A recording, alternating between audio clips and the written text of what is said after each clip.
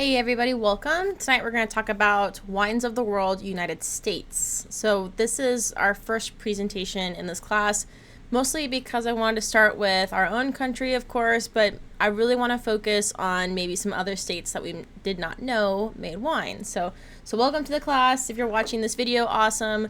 This is a supplemental lecture video that I provide on top of the modules just for those who are auditory learners. So if you like to listen to the sound of a voice or see all my wonderful hand expressions or anything that helps you learn, then I'm here to provide it. So let's go ahead and get started. So for the United States, wine is actually made in every single state of the United States, which is very exciting. So even Hawaii, Alaska, Minnesota, you name it. So every state produces wine. The states that produce the most are California, New York State, Washington State, and also Oregon. And we do have a really couple fun links for you guys if you would like to see. We have the Wine Folly map, which is what this is, this picture. And then we also have a wine production by state link for 2025. So if you were to open that up and check it out, it's actually pretty interesting. It's our World Population Review. You have an interactive map here, of course, with ads.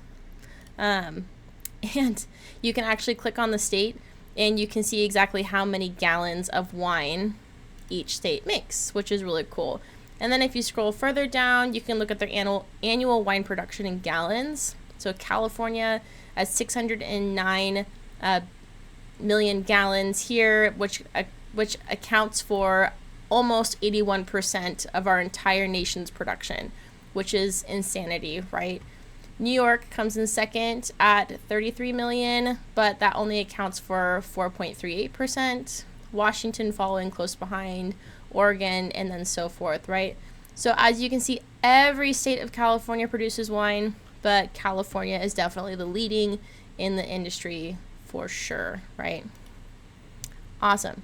Okay, so with that being said, varieties that are grown in the United States, we have such a huge selection, and we have lots of different AVAs, also known as like American Viticultural Area, which may also know as appellation. We'll get more into that definition as we continue in this class, but all you need to know is it's a designated wine grape growing region. So we have so many varieties. In California, of course, we have like Zinfandel, Cabernet Sauvignon, Chardonnay, Rhones, GSM, Grenache, Syrah, Mourvedre. But there's also like a lot of Spanish varieties, Portuguese varieties, Italian, of course, and so much more. So the leading ones that you see a lot of the Bordeaux varieties, right? It's like Cabernet Franc, Cabernet Sauvignon, Bordeaux blends, Chardonnay, Merlot. But then you'll also see like some Italian and French, Pinot Gris, Pinot Grigio, Pinot Noir, and so much more. So the reason that we have so much diversity in the United States is because we aren't bound by our appellations to just specialize or just plant one thing. It's really up to the producer to determine what is best for their property, for their land, what they want to grow, and then they move forth from there. So we're not bound by any regulation to only plant certain things. You'll see a lot of Cabernet Sauvignon in Napa, and that's just because that's what sells really well. So that region is famous for. Same for like Chardonnay. You might find some Malbec over there now, or some Charbonneau. Just depends which wineries you go to, but there's just a lot of diversity in general. We grow grape varieties from all across the world in our country, and we also specialize in like hybrids. So if you go to the East Coast, you see a lot of French and American hybrids, and that's because they need to be cold hardy or it's really humid, and so it needs to have some American characteristics to be successful, but we'll talk about that more in just a moment. But we have lots of diversity in the United States, which is very cool. So as far as like our country goes, we as a nation rank 4th worldwide in wine production. We're just behind France, Italy, and Spain. And our country's like actual beginnings start with wine. At the signing of the Declaration of Independence, they actually used a wine called Madeira to toast the signing of the Declaration on July 4th, 1776, of course. Our first president, President Washington, would drink 3 to 4 glasses of Madeira every night before going to bed, apparently. And he also distilled his own whiskey, which is pretty cool. Thomas Jefferson was also a huge fan of wine. He took 3 months off to travel horseback across France for extended wine tasting, which is pretty insane. So wine has been present since the beginning of our country's foundings, and it's really spread and developed. It's come a long way, of course, since then. So we had very humble beginnings. To the early decades of the 17th century, Thomas Jefferson tried making wine. He was absolutely sure that Virginia as a state was going to be a great location for winemaking. There were lots of native grape varieties growing there already. We tried to make wine, or he tried to make wine from the native grapes in Virginia, but we just weren't very happy with the taste, right? So we ended up working with a lot of European grapevines that immigrants came in, but those were not successful because we have phylloxera in our soil, which is this like little mite that goes through and eats and destroys all the roots of grapevines. So that's not a good time. So over time, that's when we started experimenting with hybridized grapevines to create wine, because the native species were resistant to phylloxera, but the European ones were not. We didn't like how the American varieties tasted, but we did like the European, so we had to make a hybrid to make the best situation from that. So that's kind of our beginnings. Fast forward many, many, many years, right? So we had a lot of growth in the United States, a lot of history pass. The next kind of step where we see alcohol make a big change in our country's history is Prohibition, of course. So Prohibition, you probably learned about it in your classes, or you might have watched a couple of documentaries. It was a massive anti-saloon league movement led by someone named Wayne Wheeler, along with World War I. All these kind of things kind of snowballed together to create Prohibition in the United States. It was created as the 18th Amendment, which was the constitutional ban of manufacturing, sale, and transport of all beverages containing alcohol. It actually started on January 16th, 1920, and ended December 5th of 1933. So just about 13 years is pretty crazy. That's a long time, and of course not everyone was dry at that time. There were lots of speakeasies and underground drinking. Also people who were priests could still use wine for communion. So just it was a huge shift in winemaking, or just alcohol in general in the United States. A lot of businesses closed, and it was just kind of like a huge collapse of the industry, right? I do have a link here for a video by Oversimplified. It's like a cartoon. Oversimplified does a great job of going over historical events in a very accurate, detailed way, but it's also like comical to watch it too. And it's very easy to digest. It's not too much information. So I definitely recommend you watch it. You don't have to, but I do think it's very interesting to see like everything that was happening behind the scenes in Prohibition.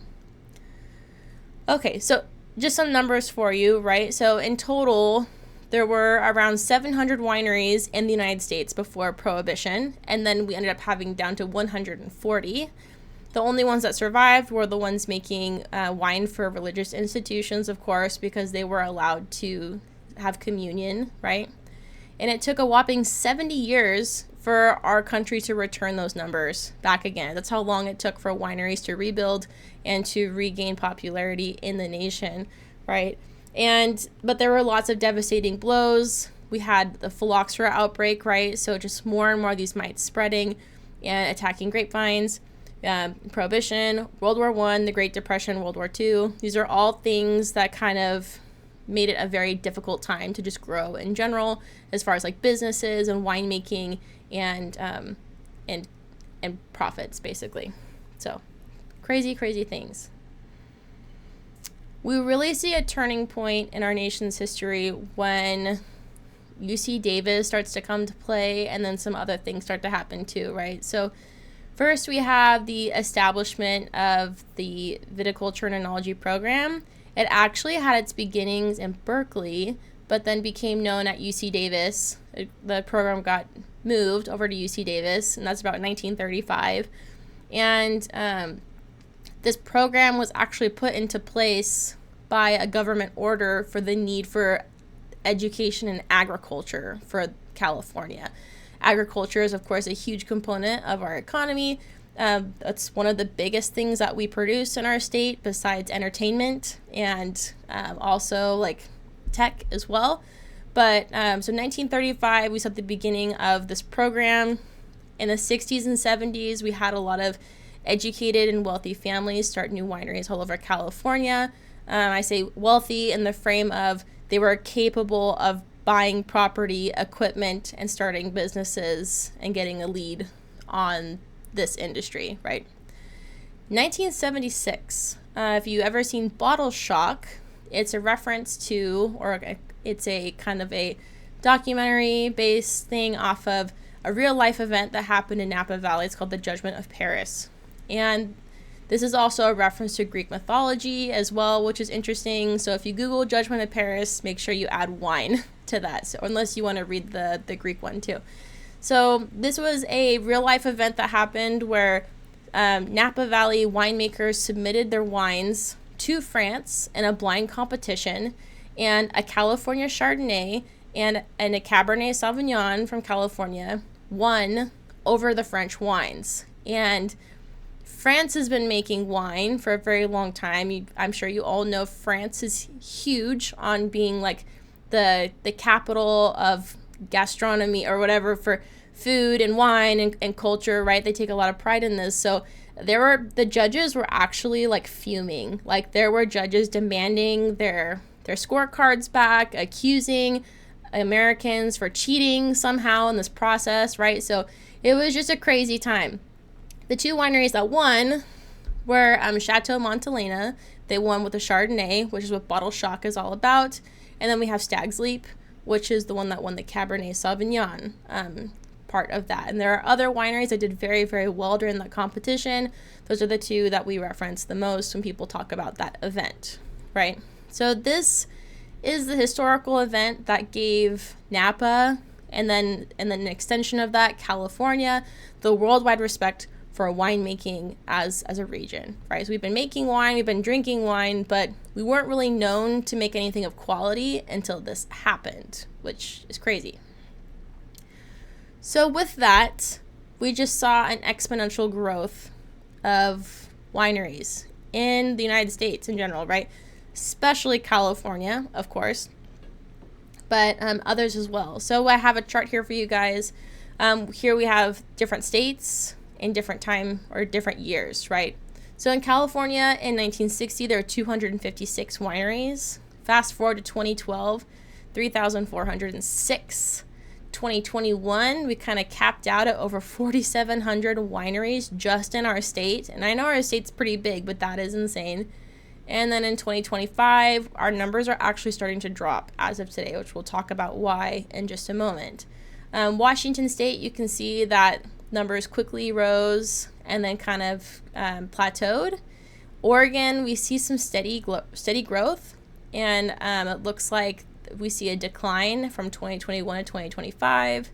New York State, still growing, supposedly. Texas and Virginia as well. So very interesting to see like what's going on in each state and how the overall trend of like our country shows growth in wineries in general, right? Excuse me. So as of 2020 to present, things started to shift in the opposite way for the wine industry, right? And I wanted to make sure I updated these slides to represent what was actually happening in present day, because for the longest time, people just felt like the wine industry was a sink that would never turn off, right? It would just keep growing and flowing, and the income would keep happening, and people would keep drinking, and everything was great, right? Because in the 90s, the Surgeon General came out and said, hey, like, red wine is good for you. There's antioxidants, it could be good for your heart health. Have a glass of red wine every night. And so this just became a part of people's lives that they would have some wine, or they would, it's always been associated with, a special occasion or a celebration, but now people were associating it with health, which was crazy. So people were buying wine because the Surgeon General said it was okay, right? Well, research changes, hypotheses change, data changes, and the Surgeon General came out in January of 2025 and said, hey, actually, a cancer is being linked, cancer in general is being linked to alcohol consumption. No amount of alcohol is good for anyone, no types of alcohol. And as a result of that, that was one of the first major shifts in alcohol consumption. We also have shifting demographics, right? So lots of older generations who are some of the biggest wine drinkers in the industry are aging out. They're taking medications that no longer mix with alcohol, or they're no longer drinking for other reasons. The younger generations that are coming into the drinking age, so like millennial and Gen Z, they tend to be more interested in focused in health. So a large portion of them are not drinking alcohol at all. Oddly enough, there's been some articles saying, and I don't know how true this is, saying that most of the younger generations are more interested in like marijuana products now, or even like hallucinogenics, and not so much in alcohol. So I don't know what the thought process is there. I guess you like pick your poison. And then those who do drink of those younger generations are typically more interested in seltzers, boutique fancy cocktails that they can't make at home, or experience-based situations. But overall, the percentage of people drinking in that younger demographic is declining severely, right? Also, changes in the industry as a whole that affect why we're in such a decline. Changes in climate. A lot of wineries are facing huge problems with wildfires, increasing temperatures of their growing seasons, getting too hot to produce high quality grapes and wine. We also have just a huge shortage of staff and workers available to us. It's like politics tied into that, right? So we've already had a huge demand for workers that we've relied on a lot of migrant people to do. So like we have a lot of people working in the fields as well as the cellars. Politics that include ICE impact that. A lot of people are scared to come to work or do not come to work anymore. Tariffs have impacted the wine industry very negatively. There's tariffs on corks. Corks aren't made in the United States. Those come primarily from Portugal, right? So prices of just about everything are rising, right? And then also just sustainability in general. A lot of people are concerned with farms using pesticides or chemicals that are not environmentally friendly, or chemicals that could be leached into the wine and then affect their health for the long term, right? And this is not something that's explicitly put on our labels, at least not yet. Like whether or not people use like Roundup in their vineyards, that would be up to the USDA to issue something like that. But there's just lots of concerns in general that people have multiple things and then multiple pressures put on the industry that's led to this kind of mass panic and decline within the past couple of years, right? So we've really maxed out. Other industries, I know the beer industry is not doing well. Spirits might be doing decently, but we're seeing lots of shifts into seltzer drinking, right? So lots of interesting stuff. But as of right now, the trend for wine is down. And of course, I do have hope for the long term. I know everything is cyclical. I don't think wine's going anywhere, but I do think that our market was potentially oversaturated and maybe things need to level out. But it's also an opportunity for wineries to be more innovative. Again, this is a time to go back to the drawing board and consider what can we do to make things more interesting, or what can we create, or how can we just be better as an industry, right? So we'll see what happens. No one knows. I don't have a crystal ball. That's what all the football coaches say, right? Anyways, moving on. Important wine designation laws for you to know, right? So in the United States, we have different grape growing regions, and they're separated based off of the characteristics that they provide to the grapes, right? So this could be elevation. This could be your climate, your growing season temperature. This could be you have an influence from the coast. Maybe your soil is different, right? So it's up to the people of these regions to map out certain like areas, like geographies that are specific, and then they have to get a lawyer involved, and they have to go through all the different reasons that their region is special and unique, and they have to pay a lot of money, and they can be certified to be an AVA, which is an American Viticultural Area. So it's a designated wine grape growing region, providing an official appellation for the mutual benefit for wineries and consumers. So the reason that this is a mutual benefit is because, say for example, you are a grape grower in Lodi and you just grow amazing fruit. Say a winery in Napa purchases your fruit and then claims on the label that this is Napa Valley fruit and Napa Valley wine and charges a heinous amount for it, right? Well, one, that's not very fair because you grew that fruit and you deserve credit, right? And two, the grapes that you grow like develop certain flavors and aromas. It's called terroir, right? It's all part of what it is. Say a consumer really loves that wine and then it tastes other wines from Napa and nothing else tastes like it. Well, it's because those other wines were actually Napa fruit and the wine that you really liked was Lodi fruit, right? So the consumers have a right to know like what regions taste like what, but also like for their preference for shopping, right? Like some people are obsessed with Pinot Noirs. Maybe they like Pinot Noirs from the coast. Maybe they like high elevation Pinot Noirs from inland. Just depends what regions are talking about, right? So we'll learn more about this as we continue our wine journey in this class. But ultimately, just if you're feeling overwhelmed, just keep in mind the definition and you should be good. So just keep an eye on that. Okay, another big important player in the wine industry is the TTB, which is the Alcohol and Tobacco Trade and Tax Bureau. So the TTB, Trade and Tax Bureau, that's what it is for short. So they collect taxes on alcohol, tobacco, and firearms. Oddly enough, we're grouped into that sector together. This helps regulate the industry to ensure safety and education to consumers and honesty of businesses, right? So everything you add to your wine should be disclosed to the TTB specifically. Personnel, methods for measuring components of wine also have to be TTB approved. There's also labeling requirements. So they help prevent improper labeling and false advertisement.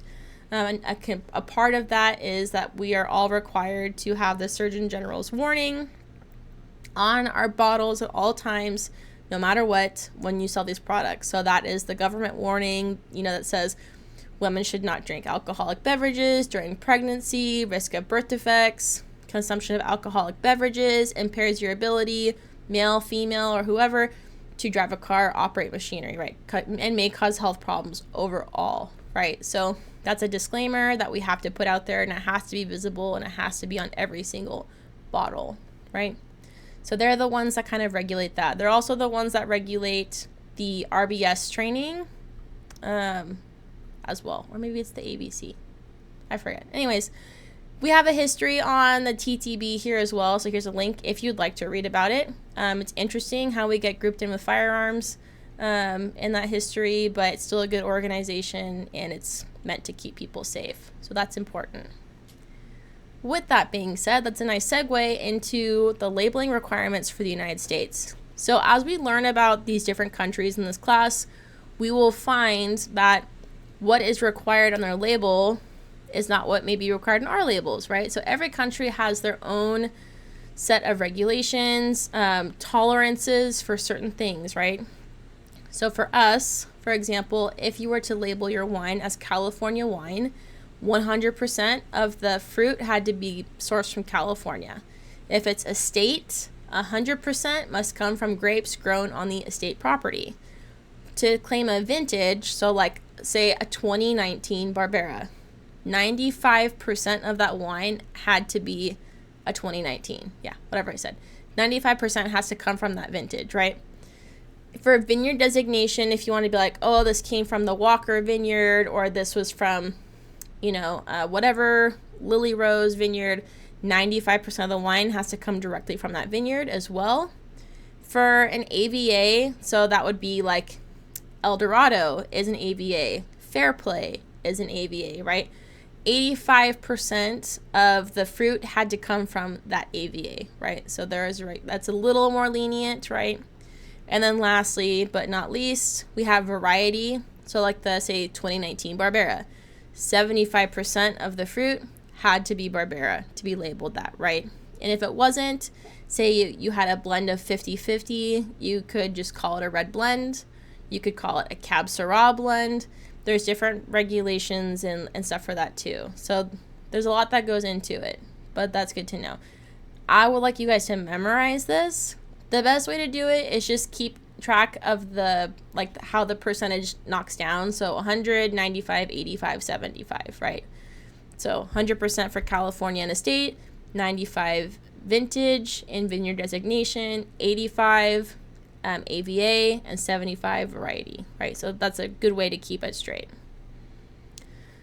Okay, how to read a wine label in the United States will be different depending on what country we're talking about, right? But in the United States, our labels are different in that we talk about the producer. There's a lot of focus on the producer, whereas like in France, a lot of the focus is on the vineyard. So it's interesting to consider how the philosophies of what's important is different as we continue this class. But this is how you read a label in general for the United States. So first we have our brand name, which in this case is also our wine producer, so Jaxie or Jax. Then we have our special designation, reserve. There's actually no law in the United States for labeling anything reserve. It's totally up to the winery's interpretation what reserve is. Generally speaking, it's a wine that's been aged longer, right? But it could be like Vintner's Select or winemaker's favorite. It could be anything, right? So that's a special designation. Wine type. We have the grape variety, which is Cabernet Sauvignon. Awesome. And then up here we have the vintage, 2012. This was the year the grapes were harvested. So think of it as the year as the grape's birthday, right? The grape becomes wine. So it's not the year that the wine was bottled or even released. It's the year that the grapes of that wine was harvested. Next we have estate bottled, which is a designation that means 100% of the grapes grown, crushed, fermented, and finished and bottled were on the same property. Which, if that means something to you, that can tell you something about the wine, right? Then we also have a fanciful name, ghost story. So this is purely a marketing term. There's nothing bad about it. Oftentimes we are drawn to things because of the story behind it. Or say you are a winery that produces in just Cabernet Sauvignon. Maybe you produce 5 different cabs, all of the same vintage. The best way to differentiate those with your clients is to give them fanciful names. So Ghost Story Cabernet Sauvignon will be a great way to differentiate it from the other 4 cabs that you make, right? So maybe one's Ghost Story, maybe one's like Love Potion or something. I don't know, right? So that's a good way to give them like identifiers. And that could be just about anything you want as long as someone didn't already trademark something, right? So you'd have to look into that. Next, we have the vineyard designation. So this was the Jaxie Estate Vineyard. So 95% of the grapes had to come from the vineyard, and 100% were estate. Then we also have appellation of origin. So this was the AVA. So St. Helena Napa Valley was the AVA. And then the alcohol content. So alcohol must always be displayed on a label somewhere. It might be hard to see, but it is required that the alcohol content is displayed. So for this one, it's 14.1% alcohol by volume.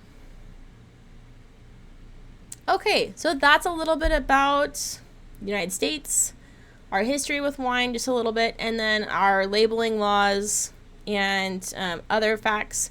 Now we're just going to dive into a couple of the top states that produce wine, and then we'll be wrapping up. So starting with California, this is the driving force of all U.S. wine production. Very cool.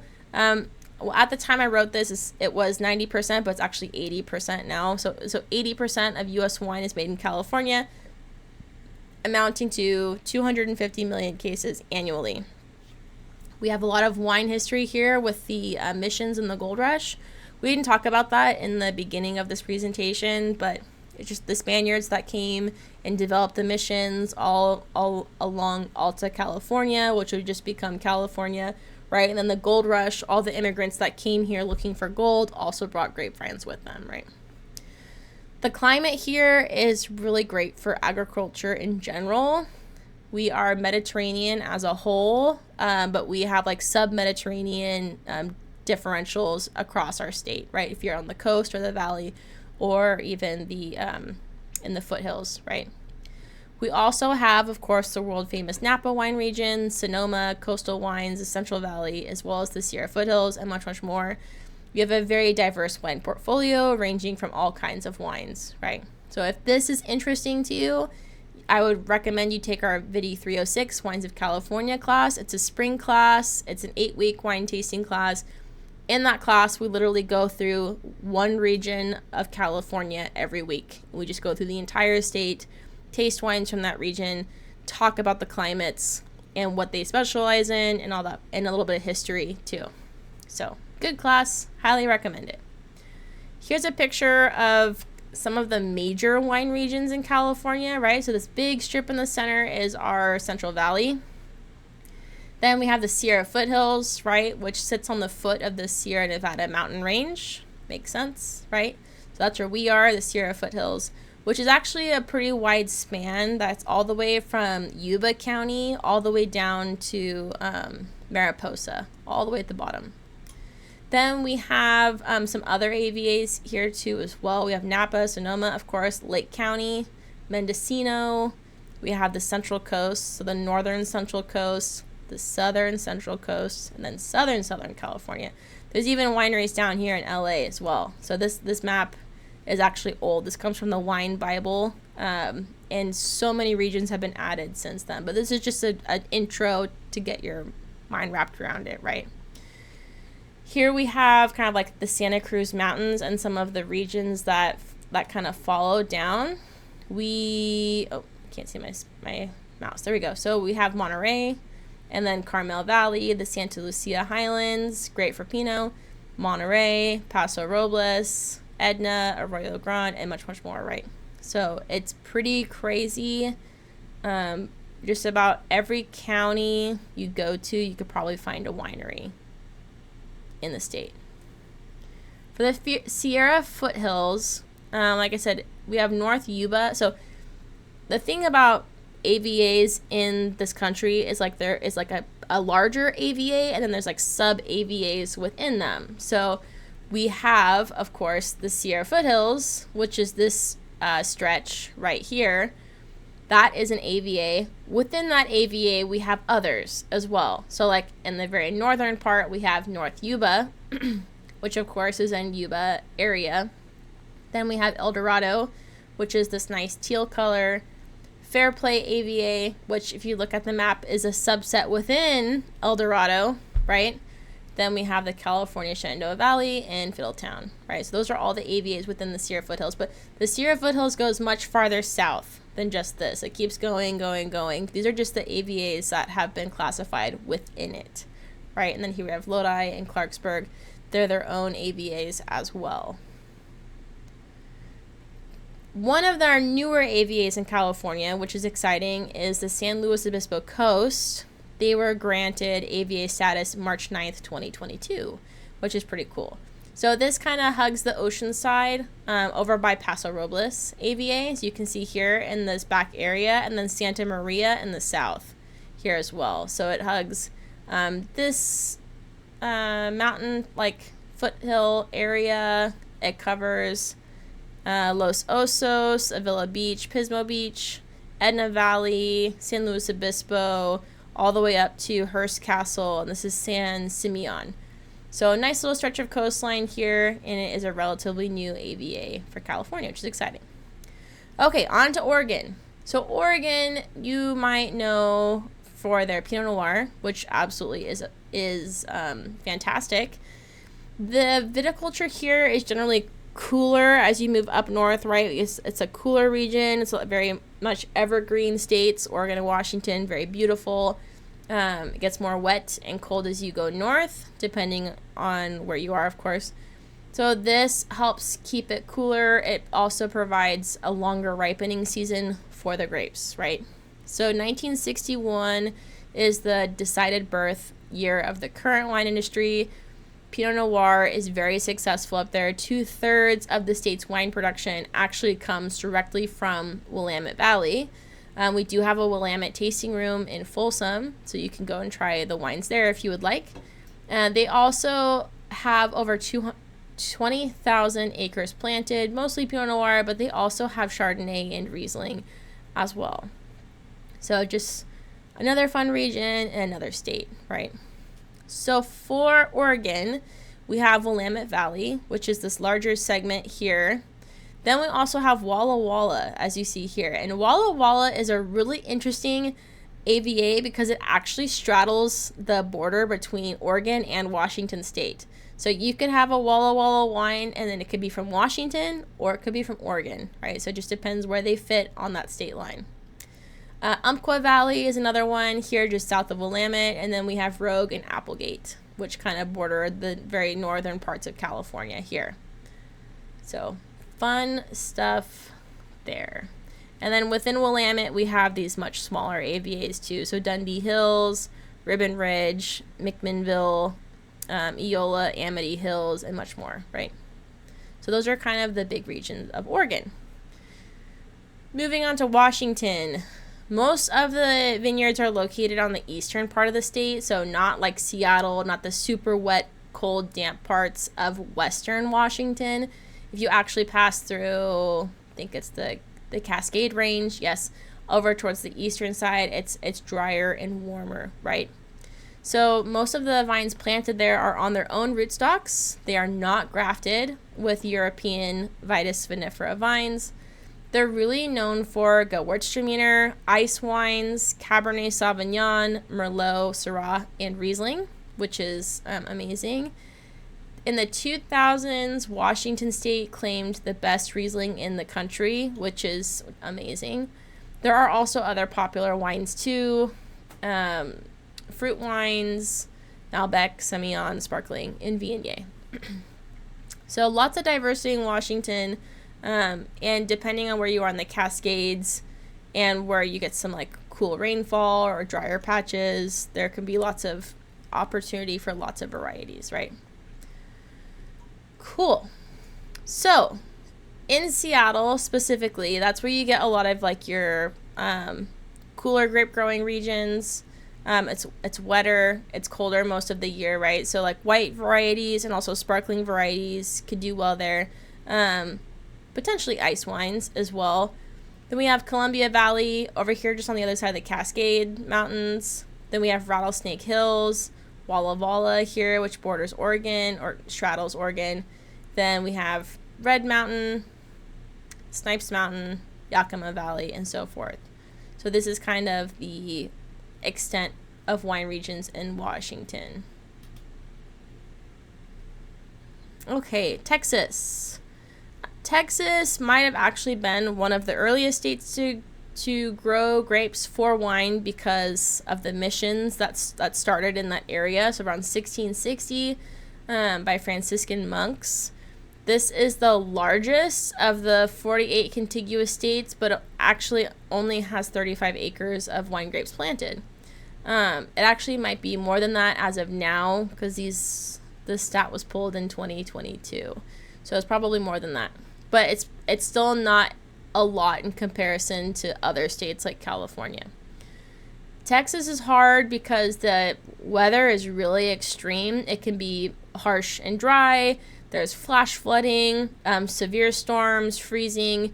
All makes it really difficult to make wine. But those areas that do have wine typically go like huge and all out. The wineries I have visited have been very much like destination wedding venues. They are all out. They look super nice. It's a great place to visit, great place for photos. And so they really make the most of it in any way they can. So there are three main wine producing areas in Texas. So Texas Hill Country, the High Plains, and the Trans-Pecos. Awesome. So here we are. Here we have a couple different spots. So up in the northwest, we have the High Plains, right, over here in Lubbock. And then over just a little bit west of Austin, we have Texas Hill Country. The Trans-Pecos are over here. and up in this corner as well. So a couple different regions there. But not entirely massive considering how big the state is. Okay, moving over to the East Coast, New York State. New York produces some amazing wines. It's a state that we often forget about when we're on the West Coast because we're so focused on ourselves, of course. New York makes a lot of really interesting wines, and this is also one of the states that specializes in hybrids, right? So it's very cold, it's very wet over there, so oftentimes you'll see some really nice sparkling wines, white wines, ice wines, and then those hybrids as well. So the hybrids are necessary for the weather. Long Island specifically has a warmer region than other parts of New York, and that's where you're seeing some Cab Franc and Cab Sauv varieties planted.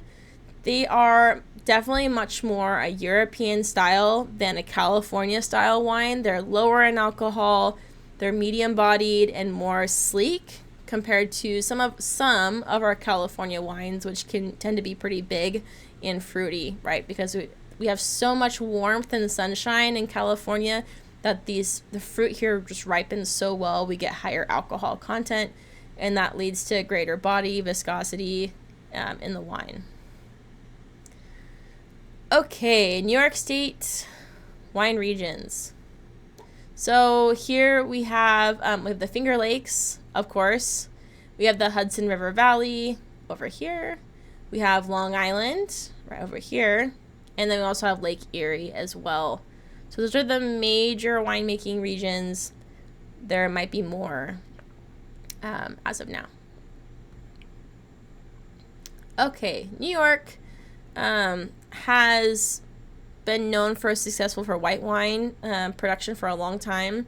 But they produce a lot of rare things because of these hybrids that we never get in California. So this Catawba is very bizarre. This is a hybrid variety that has notes of grape, interestingly enough, watermelon candy, strawberry jam, violet, and petrol.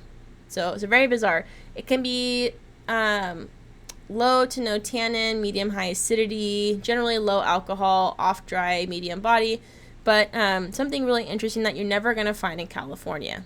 We don't grow that here, right? What you will find and what they're really successful at is Cab Franc, Cab Sauv, Chardonnay, Merlot, Riesling, and sparkling wines.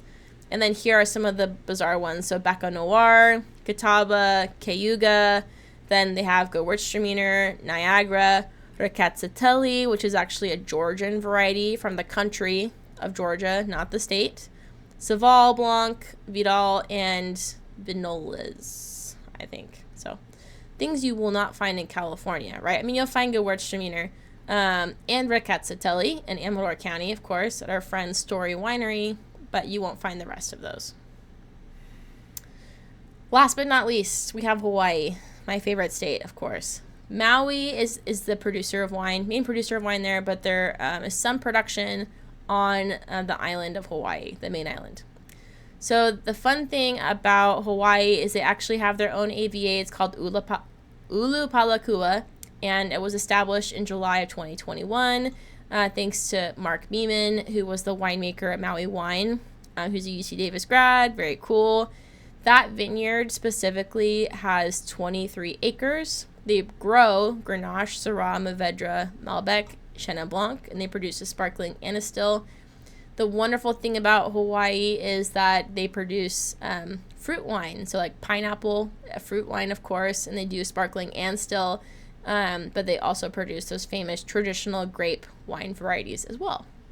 So Maui Wine actually has a website you can purchase and ship, which is really cool. They have some very nice wines. They also have a surprisingly extremely addicting raspberry dessert wine that's to die for. So if you're looking for something special for someone, I would highly recommend it. It's sweet, it's intense, and it tastes like fresh raspberries. It's awesome. But yeah, very cool for Hawaii. And if you're curious where Ulupalakua is, it's up very high up in the mountains of Maui, even like above the fog line sometimes, and it's a very cool place to visit, so I would highly recommend it. All right, that was a lot of information. That is longer than most of our presentations go. There's just a lot of information on the history and the upbringing. As we move forward, we'll focus more on the regions, climate, what they're known for, popular blends, and so forth. So here I have a slide of student learning objectives. This is what I write the quiz off of. So if you would like to prepare for the quiz, I highly recommend you go through, try to answer these questions the best you can. If you don't know or you're having a hard time finding the answer, just send me an email. But you are not allowed to use the slides during your quiz. You're not allowed to Google any answers or use AI or any type of written text. Those are completely closed book. Just do your best. The point in the quiz is to test your memory and to test your knowledge. So do your best to use academic integrity, right? If you have any questions, feel free to send me an email, and thanks for watching.